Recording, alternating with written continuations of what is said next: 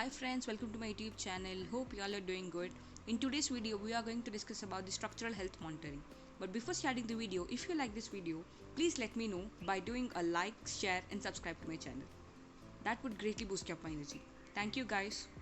So, starting with the definition.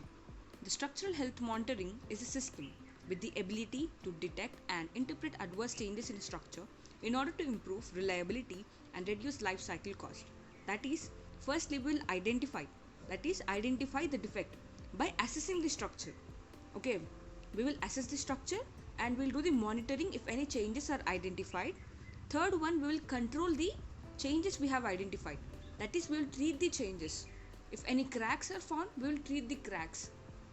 Okay, and that will in turn improve the reliability, okay, and reduce the life cycle cost. Whenever we are treating it in the initial stage itself, during the life cycle, whatever the additional cost would be incurred will be reduced. Okay, we are just treating it in the initial stage itself. So generally, the scope of structural health monitoring involves these three stages. First one is structural assessment. We will assess the structure. Second, whatever the changes are identified or any irregular behavior of the structure is identified, we will monitor that. And in third stage, we will control that behavior. Okay, we will see the definitions of these three terms. So the general scope of structural health monitoring includes the following. First comes the structural assessment.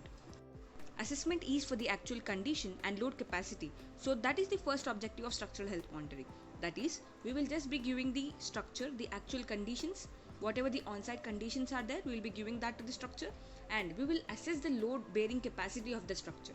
Okay, not only the load bearing capacity, we will also assess how the structure is behaving under that load. At what load the structure is initializing the cracks. Okay, so the structure's behavior under that load is assessed, and in the second step we will monitor. The structural monitoring deals with the supervision of structures on a continuous basis. Supervision is done on a continuous basis. Okay, that is, on a continuous basis we will see how the structure is behaving under that load. In the first case, we are saying we will be applying the actual conditions and the load bearing capacity of the structure is found out. But how is that found out? We are just applying the loads in the first case. Second case, we are doing the monitoring. That is, we will observe how the structure is behaving under that load. Okay, we are using some sensors, some electronic gadgets to do this monitoring. Okay, monitoring is done in order to maintain the functional utility of the structure. Whatever the functional requirement of the structure is there, to sustain that, to observe that behavior, we are doing the structural monitoring. We are using some sensors and electronic gadgets. And third one, we have a structural control. Structural control deals with controlling the dynamic response behavior of the structures under various environmental loads. Not only the live load, dead load, but we are also seeing the environmental loads. Whatever the seismic control techniques are there, that is the earthquake loads, wind loads, we will be doing analysis for that loads also. Okay, second one, we are doing the monitoring, but whatever the changes that are observed in this monitoring would be controlled in the structural controlling stage.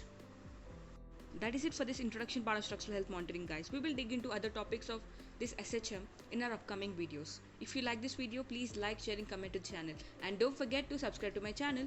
That would greatly motivate me. I appreciate you watching this video. Thank you.